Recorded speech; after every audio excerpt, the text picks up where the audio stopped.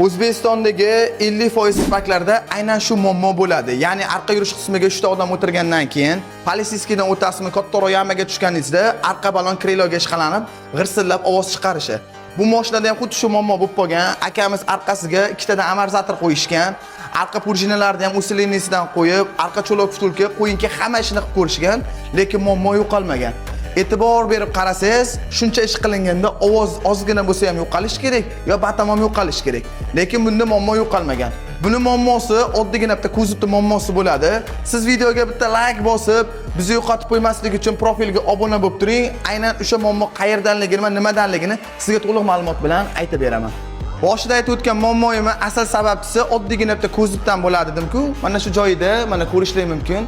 Kuzovda tilchasi bo'ladi. Bu zavod tomonidan xuddi shunday qilib chiqarilgan bo'ladi. Ya'ni bu nima deganim, 50% sparkda bo'ladi deyman-ku.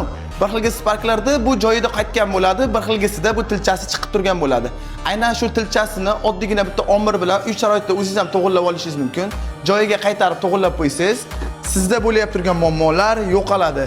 Video manfaatli bo'lgan bo'lsa, Sparki bor tanishlaringga videoni jo'natib qo'yinglar va bu videoni sahifangizga olib qo'ying. Aynan bu video bir kun sizga ham kerak bo'lib qolishi mumkin.